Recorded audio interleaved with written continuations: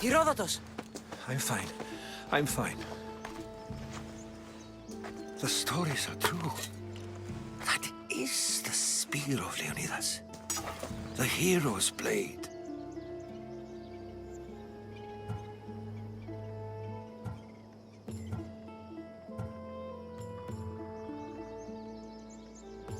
What happened to Leonidas after the battle? Xerxes was famous for honoring warriors who fought valiantly against the Persians.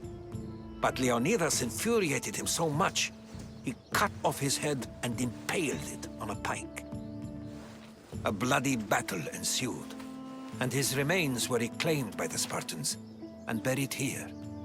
Now, however, he rests where he belongs. In Sparta.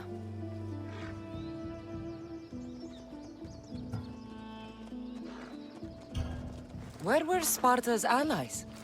The Spartans weren't alone in facing Xerxes and his hordes. Many from across the Greek world were armed and ready to fight alongside Leonidas and his 300. But when the mighty king looked into their eyes and saw fear, he sent them home.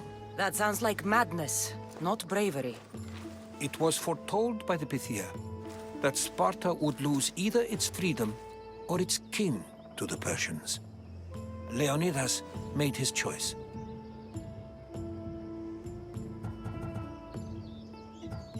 What happened to the traitor, Ephialtes? King Xerxes paid him well, but treachery breeds treachery. A contract was put on his head, and he died as he lived. A coward. You knew this would happen. I didn't know, but I did suspect. There is a place I'd convinced myself was a dream. Until now. A peculiar structure on the island of Andros. Mysterious shapes carved in stone. Like nothing I've ever seen. You want to sail to Andros so you can show me shapes? In my travels, I heard whispers of an ancient civilization. A people who came before. Your spear and that place are connected. You mentioned a people that came before. Who were they? They were not gods, but they lived far longer than any mortal, and were far more intelligent. I've seen carvings in caves, strange symbols that suggest it was this ancient civilization that created humankind, and provided them with fire. But Zeus blamed Prometheus. Yes. Well, perhaps his eagle has been feasting on the wrong liver.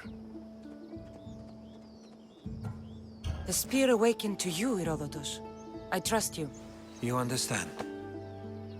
I will do everything in my power to help you find your mother. I promise. But first, we must sail to the island of Andros. I'll meet you at my ship.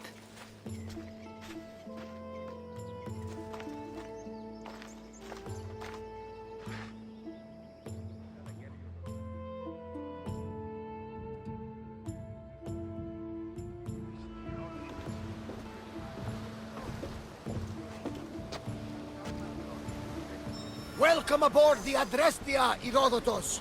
Will you be traveling with us? Only for a short trip. I have business to attend to in Athens. Herodotus is helping me find my mother. Seeking help from the gods has put Herodotus on your path, just like they put you on mine. They work in ways beyond our comprehension, and all we can do is follow their lead. You could be right. Herodotus and I share enemies too. Like Elpinor. He was part of a very powerful group called the Cult of Cosmos that controls the Greek world through the Oracle. Control the Oracle! Impossible! Apollo would not allow that! Now they're looking for my mother. I need to find her before they do. And I believe they will hurt others who oppose their views along the way. By Hermes! The Oracle lost to corruption, and now this cult? Do we know who leads them? I don't know for sure, but I think it might be my brother. Your brother? By Zeus, your life is complicated! Tell me about it. But don't you worry! This cult of Cosmos now has 3 new enemies! And one of them fights like Athena and shits thunder like Zeus! We'll bring the wrath of the gods down upon them! Is he always this positive? Always. That's why I like him. Poseidon, carry us to Athens! First, we need to go to Andros. To Andros, then! We're going to have to do some upgrades to my ship if we're sailing into war. What do you mean? Well, she's old, and perhaps not in the best condition. You couldn't have said this before we set sail? Where in Poseidon's name are we going to get the supplies? My father taught me that the sea takes, and we must do the same.